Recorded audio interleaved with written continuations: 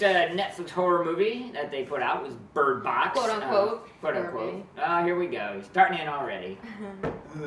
It's a very odd title, but after seeing it, we understand why. So let's dig in.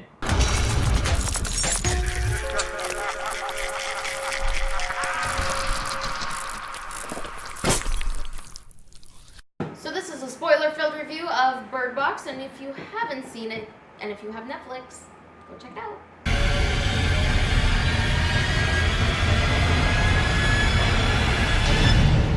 Alright, you're back. So let's make sure we're all on the same page here. Taking a page out of A Quiet Place. It's a sensory deprivation film.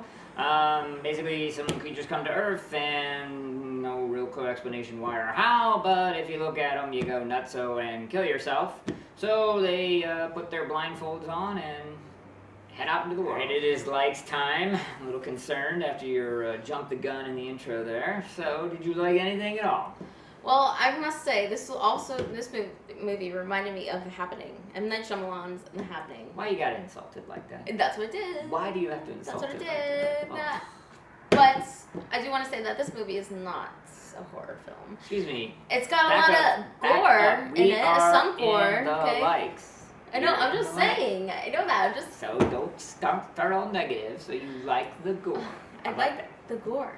Okay. Yes. That was nice. I liked watching people get ran over. Yay. I liked watching that girl slam her head into the window. That was cool. Yeah, okay. That's it? And... You be done? You be 40? Okay, I gotta tell you guys something, Dante. What? So, I kinda cried in this movie. Wait a minute, don't you have to have a soul did. to cry? I know. Oh my Where'd it come God. from? I don't know. I cried at the end. You should have your tear ducts removed like I did. I cried at the end. Fixes that up right away. Yeah. Wow. When she found the serenity in the blind school, school for the blind, and she found actually serenity. So it got you. Yeah. But that's a good thing. That's a light. I don't know. Hey, if the characters are well written and acted, and you're immersed enough that you feel something, then it succeeded. That's actually good. Despite the fact that you're crying like a little girl. Okay. What did you like? So, yes. What did I like?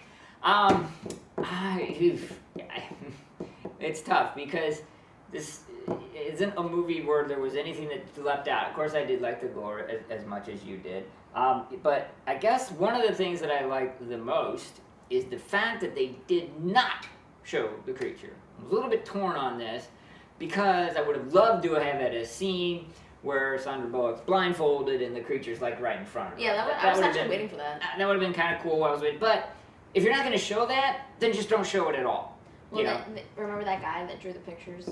Yes, but and that was an interesting one because was that, what they looked like because it was all kind of different. Yeah. Or just like the dude's crazy. And so that's what's in his head. I don't know. But I did like that they did not show it. They didn't have to. It left it open enough for us. And I guess I also like, okay, so as I'm watching this movie, the old, and I'm not quoting it correctly, but the old, the idiom of in Pitch Black, a blind man is king. I kind of knew about that, but I still was a little surprised about the school for the blind at the end. Yeah, see? Like, okay. And then she went outside, and I'm like, she's outside. They're all outside. Yeah. And then we saw that they were covered actually by the trees. By the tree dome and the well, then I cried. Yeah. So, yeah. So, definitely some things to like. But it's not a horror film. Oh my God. Here we go. It's dislikes time. You've already spouted it forth, so why don't you expound upon It's why? not a horror film. Why not? I bet. Here's a better question, because you throw this out there every so often at horror films. What's your definition of a horror film? Something that actually scares me or scares people. It's not scary. It's more of a thriller. Thrilling. Oh, that's thrills thrilling. you. It's just, okay, so I'm afraid that horror is defined as something that contains horrific elements. Right. As such, being in a world where if you look at creatures, you go batshit insane and kill yourself, is horrifying. Nah. It's a horror movie. No. Period. End of story. It's horrifying. that simple. No. You're supposed, the job of a good movie, argument whether this fulfills it or not, is that you are immersed in the world that it creates, okay? So if that works, then you're watching this movie going, oh my God, if I was in that world, I would be terrified. I'd be horrified. There's, you know. I think I'd be one of those crazy people. Okay, but the crazy people don't seem to last very long. Because other people are killing them. No, they're still not lasting very long. Regardless, off that topic, because we could go back and forth for hours, specific to Bird Box, is there anything that you disliked? Well, this whole movie is pretty much what I think, an allegory of social media. Interesting. Yeah. And this is something that you disliked. Yeah. Okay. Like, because everyone's all into their phones, and that's what those creatures were. You know, they were like social media. No, it was like social media coming to attack you pretty much, and you're looking at it. If you look at it, you can pretty much kill yourself. Like you see people on social media committing suicide walking in street sign.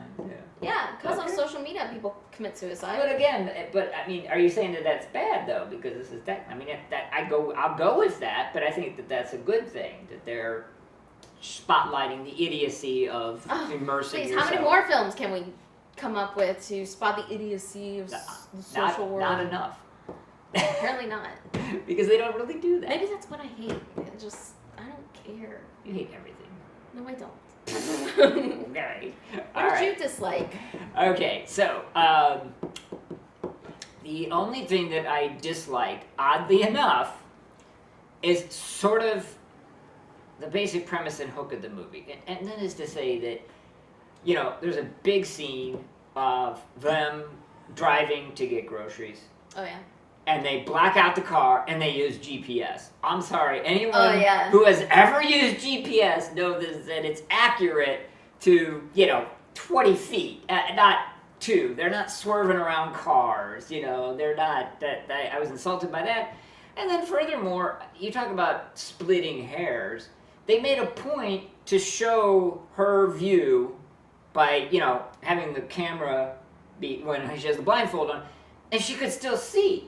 She could make out objects. So, what level of vision do I have to be able to go batshit insane from seeing these monsters? What if I'm, I have 20% blockage of my vision? I mean, it's splitting hairs, but it's like, look, you either say you gotta be completely in the dark or not. Because also, furthermore, I know they did a nice job of having her with the string, but a lot of the movie, she would get away from the string and just be able to run through the woods with her blindfold on and not hit a single thing. And that really kind of, I understand why they had to do it. They were trying to build tension and excitement, but it really fell apart for me because I'm like, hey, look, if you establish your canon, which is if you see these things, you go crazy, so I got to have a blindfold, you got to stick to it. That's the rule for any movie. And when you violate it, it bothers me. This violated it, it bothered me. Well, her seeing through the blindfold was almost like when she went to the school and the trees covered, that canopy area. So you could kind of still see outside a little bit, but it wasn't too clear. But that's my question. So if the monsters are sitting on top of that canopy and you look through, what level do you need to see them to go crazy? That's the question, right? No. And they didn't clearly establish it, and they didn't because they needed to have that to build tension. And I wanted to ask, I think I missed this part, what are these creatures? And that one guy, that grocery store clerk guy, was explaining it about these creatures, remember? Yeah. What did he say? It wasn't very well. They show you your and fears. Something about pregnant women or something? Oh, yeah. Yeah. Again, I think it was a little nondescript and nonplussed because it was not crucial to anything. What they are is irrelevant. They could be space aliens. They could be an experiment going awry. I think I read somewhere they are space aliens, but are they really? But it's irrelevant. It's irrelevant. It's her journey and her challenge, and the movie making you cry. That's what it's all about. And then now it's a sci-fi film. Yeah. They're aliens. It is Pinhead time. This one's going to be a little rough, I feel, on your side. It not being horror and all. So, what are you going to give it? I give it 3 pinheads. Oh, okay. Yeah. Gotcha, huh? Because of the tears. Probably. Have those removed. It's really a quick surgery. Yeah, I'll make it cry. I was going to say something that would send the comment section into turmoil, so I will skip that and instead say that I too am going to actually give it 3 pinheads. From the standpoint of it certainly isn't bad. There's nothing bad about it. There's nothing really great about it. I wasn't blown away. I could have done with a little bit more out of it. But certainly, you know, worth the watch. I don't think I'll see it again. So real simple. Your 3 pinheads, my 3 pinheads is a 3 pinhead movie. Alright, that there is Bird Box. Forgot to mention, I actually kind of like the birds in the box, you know, as the warning system. That was cool. Except they were pretty indestructible. They were. They went underwater. They went underwater. Yeah. And so did the kids. Damn it. Regardless. Girl and boy. Girl and boy. It's a good name for children, actually. Let us know in the comment section below what you thought of the movie or what I just said.